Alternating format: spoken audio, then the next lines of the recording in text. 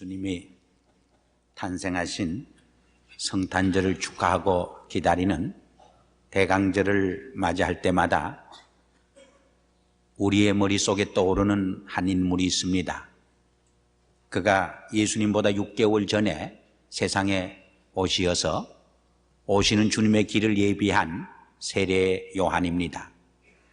우리가 성경에서 많은 인물을 접합니다마는 세례 요한의 생애와 사역만큼 우리에게 신선한 영적 충격을 갖다주는 사람이 별로 없다고 생각되어집니다.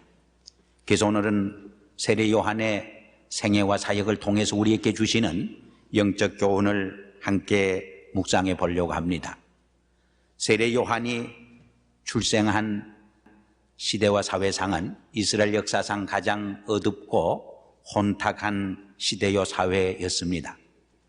정치적으로는 이스라엘이 로마에 예속되었고 사회적으로는 말할 수 없이 불안했으며 경제적으로는 백성들이 도탄에 빠져 있었고 윤리적으로는 헤롯이 자기의 동생의 아내를 취하여 살 만큼 타락했고 종교적으로도 여지없이 부패하고 타락한 시대였습니다. 더 우리에게 절망적인 것을 갖다주는 것은 그 땅의 예언자의 외침이 끊어진 지 400년이 넘는 때였습니다. 불의와 죄를 보고 그래도 참을 말하고 진실을 말하며 책망하는 예언자의 외침이 있는 사회는 소망이 있는 사회입니다. 그러나 참을 외치는 예언자의 소리가 끊어진 땅, 그것은 더 체념적인 사회요 절망적인 사회가 아닐 수 없습니다.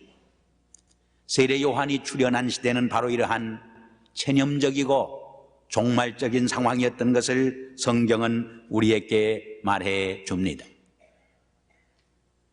그는 일찍이 이사야의 말처럼 세상에 와서 광야에 외치는 소리가 되어 오시는 주의 길을 예비하게 된 것입니다. 사막을 평탄케 하고 산을 돋우고 계곡을 고르게 하는 주님의 오시는 길을 예비하는 소리가 된 것을 우리에게 말해 줍니다. 이 세례 요한은 참 훌륭하고 뼈대가 있는 가문에서 태어났습니다. 이 뼈대가 있다는 말을 하니까 생각나는 이야기가 있습니다. 멸치집액과 문어집이 아마 사돈을 맺기 위해서 선을 봤다고 합니다. 그런데 멸치집의 아들이 문어집의 딸을 퇴짜를 낳았다는 것입니다. 문어집에서 노발대발하면서 아니 멸치집이 그렇게 우리를 무시할 수가 있느냐고 아주 분노했다는 겁니다. 그러자 멸치집에서 하는 말이 우리는 이래도 뼈대가 있는 가정이요, 그렇게 대답했다는 이야기가 있습니다. 세례 요한은 참으로 뼈대가 있는 가정에서 태어납니다. 아버지는 아비야 제사장 가문인 사가랴 제사장의 아버지와 어머니는 예수님의 어머니 마리아와 친척이 되는 엘리자벳의 어머니를 두고 태어납니다. 그들 가정에는 무자했습니다. 그래서 사가랴가 제사를 드리는 당번날 제사를 드리다가 가브리엘 천사가 나타나서 그에게 음성을 들려줍니다. 내 아내가 아들을 얻게 되리라고 말합니다. 그러나 나이가 많은 사가랴는 그것을 믿지 못합니다. 그러자 하나님께서는 천사를 통해서 그것을 믿게 하는 징조로서 사인으로서 아기가 태어날 때까지 말을 못하게 벙어리가 되게 합니다. 그리고 그 아기가 태어날 적에 요한이라고 이름을 지라고 계시를 해줍니다. 그리고 천사는 다시 마리아에게 나타나서 이 엘리자벳이 아기를 잉태하게 된 것을 지시하게 됩니다. 이래하여 6개월 예수님보다 먼저 세례 요한이 태어납니다. 천사가 지시해 준 대로 요한이라고 이름을 짓게 됩니다. 그 뜻은 God is gracious, 하나님은 은혜로우시다 하는 뜻입니다. 이렇게 귀한 가정의 아들로 태어난 세례 요한은 자기만 원한다고 하면은 제사장으로서 존경과 신뢰를 받고 안일과 부귀영화를 누릴 수 있는 성공과 출세의 문이 열려 있었습니다.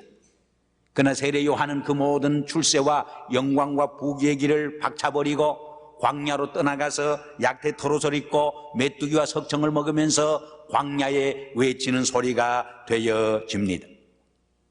우리가 잘 아는 대로 그 당시 유대 사람들은 대개 네 종류의 부류로 분류해 볼 수 있었습니다.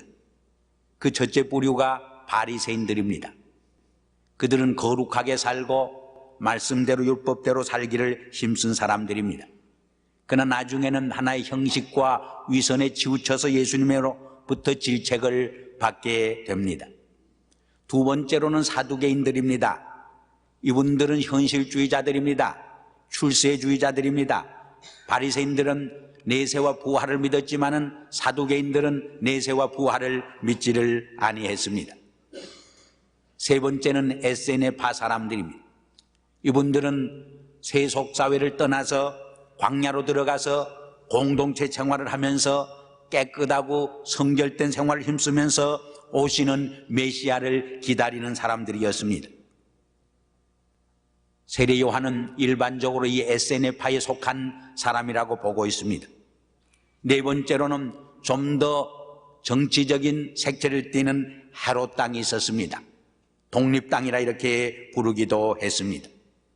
이처럼 세례 요한은 자기의 부귀영화와 출세의 길을 박차고 광야로 뛰어들어가서 성결된 생활을 힘쓰면서 주님을 기다리는 하나의 공동생활을 시작한 것입니다. 이런 것을 기독교에서는 엑스도스 탈출이라 그렇게 부릅니다. 불교에서는 이것을 출가 혹은 이욕이라 부릅니다. 그 뜻은 묵은 집이나 옛집이나 욕심의 집을 떠나간다고 하는 뜻입니다. 참된 구조자에게 이러한 탈출과 이욕이 있어야 합니다. 세상의 것을 분토와 같이 버리고 모든 것을 다 떠날 수 있는 탈출과 이욕의 용기가 있을 적에 우리는 비로소 참된 신앙의 경지에 들어갈 수 있게 되는 것을 거듭합니다. 폴 틸릭이 용기가 무엇이냐? 용기라고 하는 것은 우리의 삶에 있어서 제일되는 목적과 제일되는 가치를 위해서 제2와 제3되는 값어치 있는 것을 버릴 수 있는 결단, 그것이 바로 용기 있는 삶이라 정의했습니다. 오시는 메시아를 맞아들이고 오시는 그리스도를 구주로 고백할 수 있는 사람은 이러한 자기 부정과 자기 탈출의 용기를 지녀야 하는 것입니다. 오늘날 많은 그리스도인 중에서도 세상 사람들보다 더 권력욕이 강하고 명예욕이 더 많으며 더 소유욕이 강해서 세상 사람들로부터 존경과 신뢰를 받기보다는 오히려 조소와 비웃음의 대상이 되는 경우가 얼마나 많이 있습니까? 왜 그러한 부끄러운 삶을 자초하게 되는 것입니까? 세례 요한과 같은 이 탈출의 용기와 결단이 없기 때문인 것입니다. 많은 사람들 경우에 실패하고 인생의 막다른 골목에서 탈출하는 것을 봅니다. 그러나 더 훌륭하고 위대한 엑스도스는 탈출은 떠날 수 없는 상황 속에서 안전하고 영화로운 상황 속에서 모든 것을 버릴 수 있는 탈출의 용기가 정말 하나님이 기뻐하시는 탈출이요 탈출의 결단인 것을 우리는 기억을 해야 합니다. 성 프란시스는 부유한 가정의 자녀로 태어납니다. 자기만 원하면 한평생 보장된 안일한 삶을 누릴 수 있었습니다. 그러나 그리스도를 만났을 적에 그 모든 부귀영화를 뿌리치고 오직 예수 그리스도 한 분만을 즐기고 영화롭게 하고 만족하게 하기 위해서 자기의 모든 것을 버리고 청빈의 생활로 들어가는 것을 볼 수 있습니다. 게을러서 가난한 손과 스스로 모든 것을 이웃과 나누어 가진 청빈의 손은 하늘과 땅의 차이가 있는 것입니다. 게을러서 가난한 손은 부끄러운 손입니다. 지옥의 손입니다.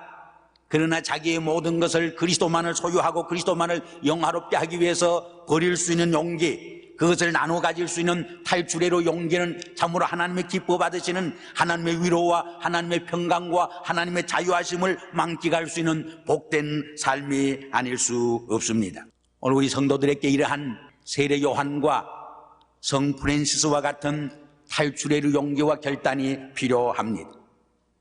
비본래적인 자기의 삶을 떠나서 무력과 권력욕과 세상의 정욕의 노예에서 떠나서 주님 안에서의 참 자유를 누리기 위해서 주님 안에서 주시는 참된 기쁨과 즐거움을 향유하기 위해서 이러한 비본래적인 자아의 집에서 떠날 수 있는 탈출과 이욕의 결단이 필요합니다. 사람은 밥만 먹고 사는 존재가 아닙니다. 말씀을 먹고 사는 존재입니다. 우리 인간은 환경에 만족할 수 없는 존재입니다.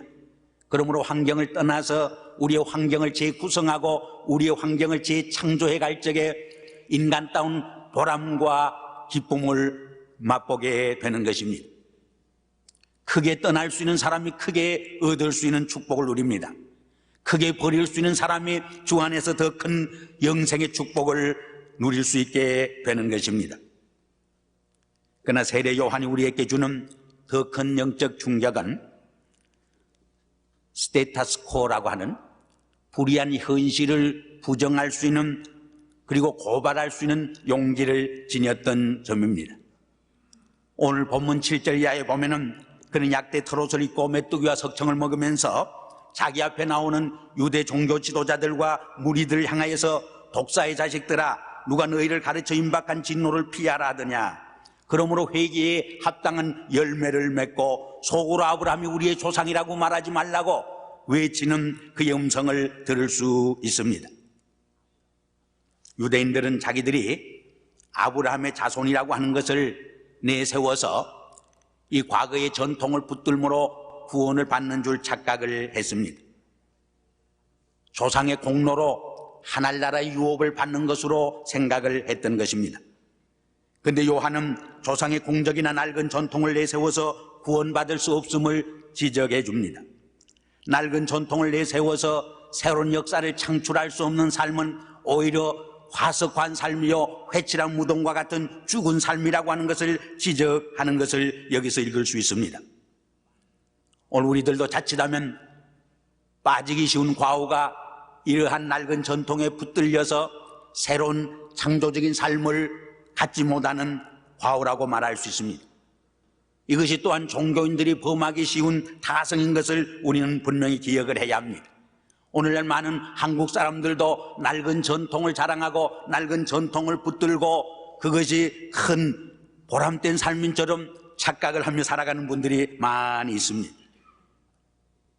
우리 민자들이 새 땅에 와서 살아갈 적에 자칫하면 시큐리티가 흔들리기 때문에 과거의 낡은 전통을 고집하고 그것을 붙들고 생떼를 부리기 쉬운 것입니다.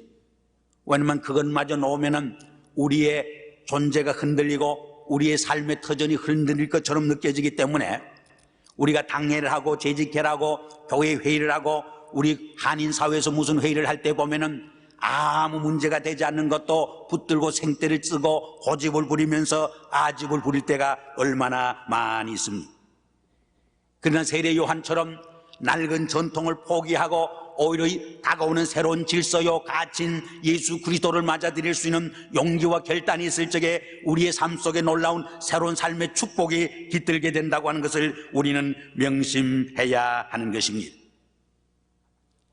이 점에서 낡은 전통에 집착하려고 하는 아집과 고집과 생떼는 우리의 삶을 위선과 허위의식으로 이끌어주는 삶으로 이어진다고 하는 것을 우리는 생각해 볼 수 있습니다. 우리 신앙인들이 종교인들이 범하기 쉬운 것이 이러한 위선과 허위의식의 타성에 빠져서 살아가기 쉽다고 하는 것입니다. 우리 한국인의 병 중에 하나도 바로 이러한 가짜와 허위의식이 강하다고 하는 점을 우리는 들 수 있습니다. 요새 한국에서 한국병이라고 하는 말, 한국병을 치유하자고 하는 말을 종종 듣게 됩니다만 우리 한국인의 가슴 속에 마음 밑바닥에 짙게 깔려있는 것에 하나가 무엇이냐, 이 진실성을 잃어버린 허위와 가짜의식이 강하다고 하는 점입니다. 참으로 잘난 사람은 자기가 잘났다고 자랑하지 않습니다. 자기의 삶에 자신감이 없는 사람이 화장을 더 짙게 한다고 합니다. 정말 실력 있는 사람은 자기의 실력을 과시하지 않습니다. 정말 잘 사는 사람은 자기가 잘 산다고 이렇게 선전하고 과시하지 않습니다. 못난 사람들이, 실력이 없는 사람들이, 가난한 사람들이 자기가 잘 사는 것처럼 체를 하려고 그러고 과시를 하려고 하고 허위와 위선적인 삶을 살아가려고 하는 것을 볼 수 있습니다. 우리가 주님을 모시고 주님이 오시는 길을 예배하기 위해서는 이러한 가짜와 위선과 비진실성에서 탈출할 수 있는 용기와 결단을 가져야 한다고 하는 것을 우리는 명심해야 합니다. 우리 신앙인들이 빠지기 쉬운 타성과 잘못도 이러한 위선과 허위식의 삶입니다. 같은 신앙생활을 예배를 반복하다 보면은 자칫하면 참된 의미를 상실하고 하나의 껍데기만 붙들고 살아가는 이런 형식주의자, 위선주의자가 되기 쉽다고 하는 것을 우리는 늘 경성해야 합니다. 세례 요한이 유대 사회를 향해 보여준 또 하나의 용기는 불의를 향해 과감히 저항하고 질책할 수 있었던 용기에 있습니다. 그는 자기의 죄수를 취하여 사는 헤롯 왕을 향하여서 자기의 생명에 죽음을 무릅쓰고 뛰어가서 그의 죄를 질책하고 회개를 촉구하는 모습을 봅니다. 그리하여 마침내 자기의 생명이 하나의 이슬로 사라지는 제물로 희생되는 그러한 아쉬움을 우리는 보게 됩니다. 또 자기를 향해 나오는 군인들 향하여서 강포하지 말고 받는 녹을 족한 줄 알라고 합니다. 세리들을 향하여서 책정한 세 이상의 징수를 하지 말라고 호통을 칩니다. 옷 두 벌 가진 자는 옷 없는 자에게 주고 먹을 것이 있는 자는 먹을 것이 없는 자에게 나눠주라고 그는 말씀합니다. 오늘 우리도 불의와 타협하지 않는 죄를 질책하던 세례 요한의 모습을 본받을 필요가 있는 줄 압니다. 오늘 우리 크리스찬들은 세상과 너무 타협하며 삽니다.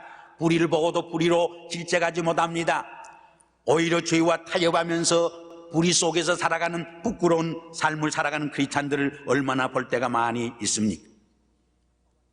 세례 요한이 회개하라, 천국이 가까웠다고 외친 것은 회개를 통해서만 천국을 맛볼 수 있는 소망이 있다고 하는 것을 우리에게 계시해 줍니다. 회개의 삶을 통해서만 죄를 지적해주고 죄를 회개하는 삶을 통해서만 오시는 그리스도의 용서의 축복을 누릴 수 있고 그 용서의 기쁨을 통해서 구원의 반열에 참여할 수 있다고 하는 것을 우리에게 일깨워주는 메시지가 여기 담겨져 있는 것을 엿볼 수 있습니다. 그러나 결론적으로 세례 요한을 통해 주는 가장 큰 교훈은 주님을 나타내고 주님만 영화롭게 하고 주님만을 증거하기 위해서 자기를 낮추고 자기를 부정했던 그의 위대한 정신을 우리는 생각하지 않을 수 없습니다. 오늘 본문 11절 이하에 보면 나는 너희로 회개 기하여 물로 세례를 주지만은 내 뒤에 오신 이는 능력이 많아서 오히려 성령과 불로 세례를 주리라고 말씀합니다. 나는 그의 신을 들기도 감당치 못하는 적은 종이라고 광야에 외치는 소리라고 그는 자기를 낮추게 됩니다. 요한복음 1장에 보면은 세상 죄를 지고 가는 어린 양을 보라고 주님을 증거합니다. 자기의 제자마저 주님을 따르도록 격려하고 추천하는 모습을 볼 수 있습니다. 뿐만 아니라 나는 쇠해야 하고 그는 흥해야 한다고 말하고 있습니다. 이것은 누구나 할 수 있는 일 아닙니다. 세상에 자기를 낮추고 자기를 부인하고 자기를 못난 사람으로 취급한다고 하는 것처럼 어려운 일이 없습니다. 이것처럼 위대한 용기를 요청하는 것이 없는 것입니다. 특별히 요한은 자기만 예라고 대답을 한다고 하면은 메시아로 받아들일 수 있는 상황에 있었습니다. 이것은 자기를 따르는 무리들에게 예라고 대답하는 것보다 얼마나 부정한다고 하는 것이 어려운 사실이었는지 모릅니다. 만일 내가 예라고 대답한다고 하면 모두 세례 요한을 오시는 그리스도로 메시아로 추앙하고 따를 수 있는 상황 속에서 나는 메시아가 아니요 오직 광야에 외치는 소리요 주님이 오시는 길을 예비하러 온 하나의 적은 무리에 불과하다, 종에 불과하다고 말하는 것은 얼마나 위대한 용기를 요청하는 점손인지 알 수 없습니다. 오늘날 세상에 대중을 속이면서 내가 곧 하나님이요, 내가 곧 메시아요, 내가 그리스도라고 외치는 거짓 종들이 얼마나 많습니다. 오늘날 한국에는 내가 하나님이라고 말하는 사람이 30몇 명이 되고 내가 하나님의 아들 예수라고 다시 오시는 예수라고 주장하는 사람이 몇십 명이나 된다고 하는 것입니다. 이러한 상황 속에서 나는 메시아가 아니고 나는 메시아를 증거하기 위해 온 하나의 광야에 외치는 소리에 불과하다고, 나는 그의 신을 들기도 감당치 못한다고, 그는 흥해야 하고 나는 쇠해야 하겠다고 고백하고 증거한다고 하는 것은 얼마나 어려운 일입니까? 이 겸손이 있었기 때문에 예수님께서는 세례 요한을 가르쳐서 여자가 낳은 자 중에 가장 큰 자라고 추천했고 칭찬했던 것을 우리는 성경에서 또한 읽을 수 있습니다. 토저라고 하는 사람이 하나님에 대한 추구라고 하는 책 가운데서 겸손은 우리로 하여금 네 가지 쇠설에서 해방시켜준다, 그렇게 주장을 했습니다. 겸손은 첫째로 우리로 하여금 교만의 짐에서, 교만의 사슬에서 우리를 자유케 하고 해방시켜 줍니다. 우리에게 있어서 이 교만의 짐처럼, 교만의 쇠사슬처럼 우리를 파멸의 길로 이끌어가는 것이 없습니다. 두 번째로 위선과 허위의 짐에서 우리를 자유케 하고 해방시켜 준다고 그랬습니다. 우리를 부자연스러운 짐에서 해방시켜 주고 자유케 한다고 말했습니다. 유교 사변 이후에 기도하는 장로님들이나 설교하는 목사님들이 홀리톤이라고 해서 밑에서는 자연스럽게 대화를 하다가도 강단에 오르면은 거룩한 홀리톤으로 기도하고 설교를 한 적이 있어요. 그렇게 해야 더 신령해지는 것 같고, 그래야 더 하나님이 기뻐하는 것처럼 착각을 한 때가 있습니다. 그렇게 홀리톤을 내고 체를 하고 쇼업을 하고 연극을 한다고 하는 것이 얼마나 무거운 인생의 짐이 되는 것입니까? 그러나 겸손은 우리로 하여금 이러한 교만의 짐에서, 위선과 허위의 짐에서, 그리고 이 부자연스러운 체하는 쇼업하는 이 짐에서 우리를 해방시켜주고, 세속적인 인정과 세속적인 성공이라고 하는 이 미신에서, 이 우상에서, 이 신화에서 우리를 해방시켜주는 자유함과 기쁨이 있다고 주장을 했습니다. 하나님은 교만한 자를 물리치시고 겸손한 자를 축복하신다고 말합니다. 성경은 겸손한 마음에 지혜가 있고 명철이 있고 하나님의 은총이 깃들게 된다고 말합니다. 주님이 오시는 길은 교만한 자의 길이 아니라 겸손한 자의 길을 통해서 우리를 찾아오시는 것을 우리는 알 수 있습니다. 주님 오신 성탄절을 축하하고 기념하는 이 대강절에 우리도 세례 요한처럼 세상의 욕심과 모든 정욕에서 탈출하는 용기와 결단을 가져야 할 줄 압니다. 우리도 세상의 모든 낡은 전통과 허위와 위선의 의식에서 탈출하는 결단과 용기를 보여줘야 할 것입니다. 그리고 불의와 타협하지 않으려고 죄를 청산하고 회개할 수 있는 삶과 결단을 통해서, 그리고 낮은 마음, 겸손한 마음을 통해서 오시는 주님을 우리의 삶 속에 모시드리고 이 땅에 사랑의 주님으로서, 화해의 주님으로서, 평화의 주님으로서 오실 수 있도록 길을 예비해야 하겠습니다. 그때 이번 성탄절은 다른 해와 다른 정말 의미 있는 보람 있는 값진 성탄절로 우리의 삶 속에, 우리의 공동체 속에 임재할 것을 의심치 않습니다. 이러한 은혜와 축복이 우리에게 깃들기를 주의 이름으로 축원합니다. 기도하겠습니다. 아버지 하나님, 감사와 찬송과 영광을 주님 앞에 돌립니다. 주님의 오시는 길을 예비하기 위해서 6개월 전에 온 세례 요한을 통해서 우리에게 주는 신선한 영적 충격을 이 아침에 받고 이 성전을 떠나가게 하시옵소서. 그리하여 낡은 전통에 사로잡혀 있고 위선과 허위의식에 사로잡혀 있고 불의와 타협하는 죄악된 삶을 청산하고 낮은 마음으로, 겸손한 마음으로, 텅 빈 마음으로 주님을 모셔드리는 성탄절이 되도록 은총을 베풀어 주시옵소서. 그래야 우리의 삶 속에, 우리의 가정 속에, 우리의 교회와 공동체 속에 정말 사랑의 주님을, 평강의 주님을, 화해의 주님을 시험하는 복된 계절이 되도록 우리를 복빌어 주시옵소서. 예수님의 이름으로 감사하며 기도드리옵나이다. 아멘.